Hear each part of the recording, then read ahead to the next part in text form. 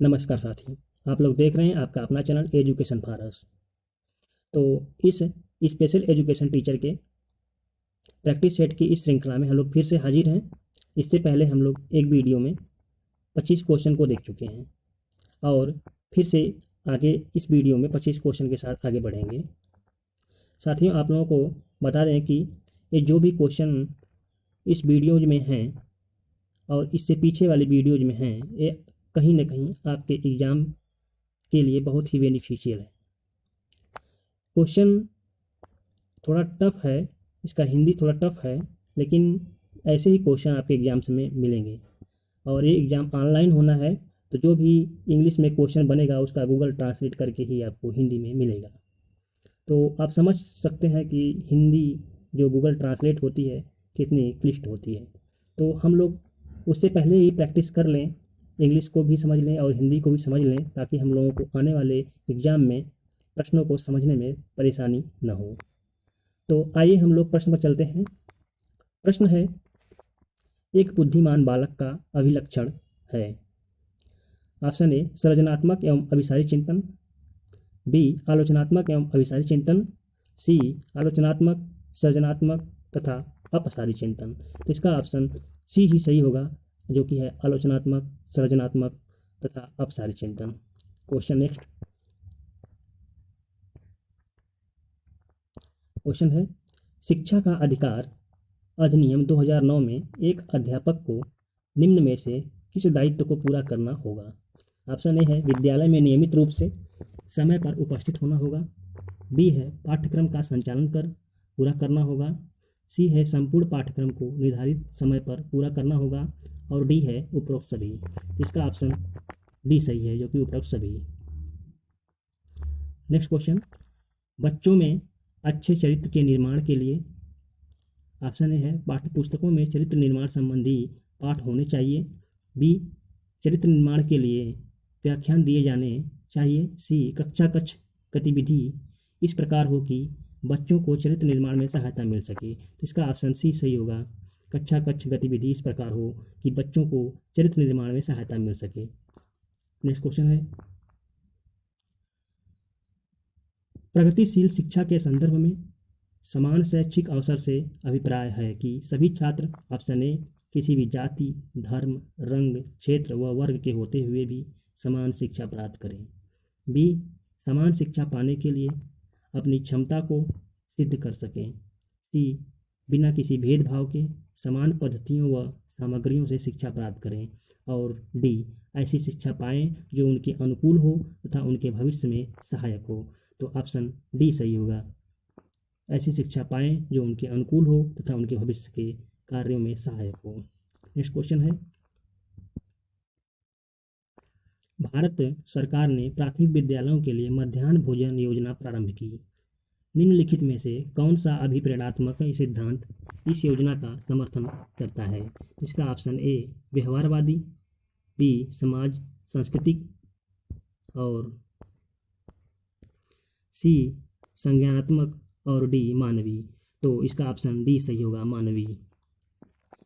Question है, teach कार्यक्रम अधिकांशतः किस प्रकार के बच्चों बालकों के शिक्षण के लिए प्रयोग किया जा सकता है। तो इसका ऑप्शन ए है श्रवण बाधित, बी है मेधावी, सी है बौद्धिक क्षमता वाले बालक और डी है ऑटिज्म। तो इसका उत्तर डी सही होगा। तो साथियों देखिए, ये क्वेश्चन हमारे एग्ज़ाम के लिए बहुत ही अच्छा है और ऐसे ही क्वेश्चन हमारे एग्जाम्स में पूछे जाएंगे। नेक्स्ट क्वेश्चन चलते हैं, निम्नलिखित में से कौन सा विकासात्मक विकार का उदाहरण है। ऑप्शन ए दृष्टिबाधिता, सी बी श्रवण बाधिता, डी बौद्धिक अक्षमता और डी कुष्ठ रोग। इसका ऑप्शन सी सही होगा, बौद्धिक अक्षमता। नेक्स्ट डॉट डॉट के बाद क्वेश्चन है कि अतिरिक्त निम्नलिखित सभी के कारण अधिगम अक्षमता उत्पन्न हो सकती है। Option A cerebral dysfunction, B संवेगात्मक भिंद, सी व्यवहारगत भिंद और डी सांस्कृतिक कारक। इसका ऑप्शन सी सही होगा, सांस्कृतिक कारक। नेक्स्ट क्वेश्चन है, एक समावेशी विद्यालय ऑप्शन ए विद्यार्थियों की अक्षमताओं की परवाह किए बिना सभी के अधिगम प्रणाली को सुधारने के लिए प्रतिबद्ध होता है। तो ऑप्शन ए ही सही होगा। हम इसी के साथ आगे क्वेश्चन पढ़ते हैं।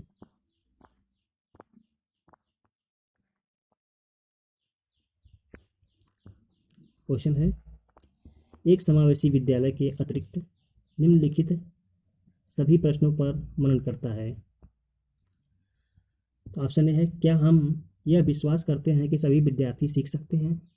क्या हम अधिगम योग्य परिवेश की योग्यता बनाने और उसे प्रदान करने के लिए समूह में कार्य करते हैं? क्या हम विशेष बालकों को बेहतर देखभाल उपलब्ध कराने के लिए उचित तरीके से उन्हें सामान्य से अलग रखते हैं? डी है, क्या हम शिक्षार्थियों की विविध आवश्यकताओं को पूरा करने के लिए युक्तियाँ अपनाते हैं? तो इसका ऑप्शन सी सही होगा। क्या हम विशेष बालक को बेहतर देखभाल उपलब्ध कराने के लिए उचित तरीके से उन्हें सामान्य से अलग रखते हैं? तो नेक्स्ट क्वेश्चन है, क्वेश्चन है, निम्नलिखित में से कौन सी सर्वाधिक प्रभावकारी विधि हो सकती है जो आपकी इस अपेक्षा को पूरी कर सके कि वंचित विद्यार्थी अपनी भागीदारिता द्वारा सफल हो सके? तो इसका ऑप्शन ए है, आप उनकी सफलता हेतु उनकी क्षमता में विश्वास को अभिव्यक्त करें। बी है, पढ़ाए जाने वाले विषय में आप अपनी रुचि विकसित करें। सी है, अपने लक्ष्य को महसूस करने के लिए बच्चों की अन्य बच्चों से प्रायः तुलना करते रहना। और डी है, इस बात पर बल देना कि आपकी उनसे उच्च अपेक्षाएं हैं। तो इसमें ऑप्शन ए सही होगा कि आप उनकी सफलता हेतु उनकी क्षमता में विश्वास को अभिव्यक्त करें। नेक्स्ट क्वेश्चन है, पूर्व अनुभव पर आधारित नियंत्रण से परे या किसी व्यक्ति का स्वयं के बारे में यह अनुमान कि उसके समस्त प्रयास असफल होंगे को कहा जाता है अवसाद, सीखी हुई निस्सहायता, बी, और ऑप्शन सी है नकारात्मक प्रवृत्ति, और डी है मानिया। तो इसका ऑप्शन बी सही होगा, जो कि है सीखी हुई असहायता। ठीक है, नेक्स्ट क्वेश्चन आते हैं। क्वेश्चन है, कल मैंने देखा कि रीता अपनी छोटी बहन से मामूली बात के ऊपर हिंसक रूप से लड़ रही थी। निम्न में से कौन सा उपागम रीता के व्यवहार को समझने में मेरी मदद करेगा? ऑप्शन है संज्ञानात्मक, बी है मनोगतिक उपागम, सी है मनोलैंगिक उपागम, और डी है कोई नहीं। तो इसका ऑप्शन बी सही होगा, मनोगतिक उपागम। ऑप्शन नेक्स्ट क्वेश्चन है, नेक्स्ट क्वेश्चन में मिलान करने के लिए दिया है, तो आप देखिए हम पहले ही कर चुके हैं ताकि हम लोगों का समय बचे। तो इसका देख लीजिए, व्यवहारवादी उपागम, प्रोत्साहन पुरस्कार और सजा। क्यू का मानवतावादी उपागम, सिद्धिकरण आवश्यकताएं। आर का है संज्ञानात्मक उपागम, गुणरोपण द्वारा निर्धारित होता है। और यस का है सामाजिक सांस्कृतिक उपागम, जो कि समुदाय के साथ अंतः वैयक्तिक संबंध को स्थापित करता है। नेक्स्ट क्वेश्चन पर आते हैं।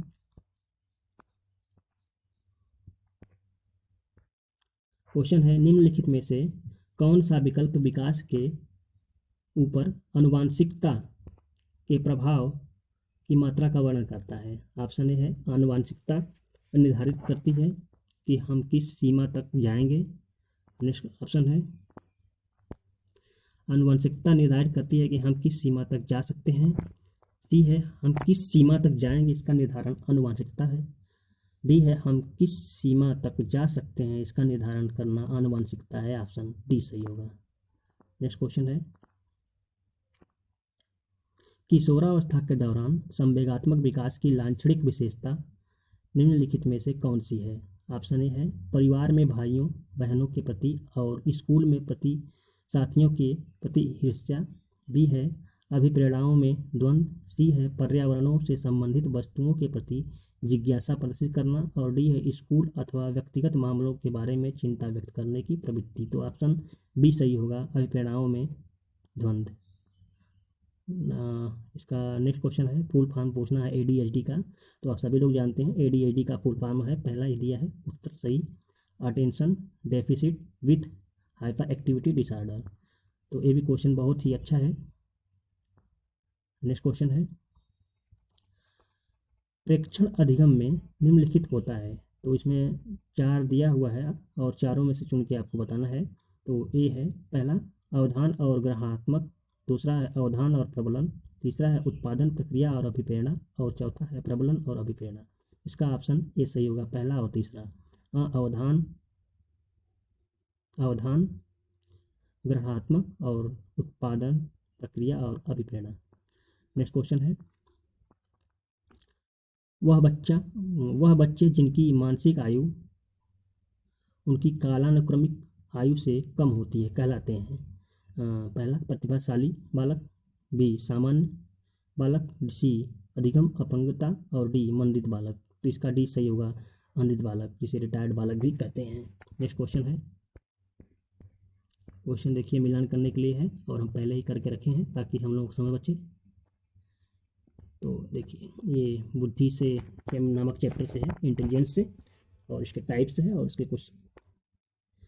तो इसका देखिए गिलफोर्ड का बुद्धि संरचना सिद्धांत, इसका ए का होगा पांचवा, जो कि इसका उत्तर दिया है मूलभूत मानसिक प्रक्रियाएं विशिष्ट विषय वस्तु और उत्पादों के माध्यम से योग्यताएं और की व्याख्या की जा सकती है। बी है वर्नर की अधिक्रमिक संरचना सिद्धांत, इसका तीसरा सही है। सी का देखिए गार्नर का बहुविमात्मक और भावनात्मक सिद्धांत, इसका चौथा सही है। और डी डेनियल का गोलमैन भावनात्मक बुद्धि सिद्धांत, इसका पहला सही है। तो इसका नेक्स्ट वो देखिए उत्तर भी दिया है, पहला सही। नेक्स्ट क्वेश्चन है, फुल फॉर्म पूछा है टीबीआई का। तो इसका option traumatic brain injury, traumatic B है ब्रेन इंजरी, और सी है और डी है। तो इसका ऑप्शन ए सही होगा। नेक्स्ट क्वेश्चन पाते हैं, ऑप्शन ए है बैचलर प्रौढ़ बुद्धि मापनी के 11 उप परीक्षण होते हैं, जिसमें से पहला 5 मौखिक और 6 निष्पादन, 6 मौखिक और 5 निष्पादन, 7 मौखिक और 4 निष्पादन, और डी 4 मौखिक और 7 निष्पादन। तो इसका ऑप्शन बी सही होगा, 6 मौखिक और 5 निष्पादन। इसी के साथ 25 क्वेश्चन समाप्त।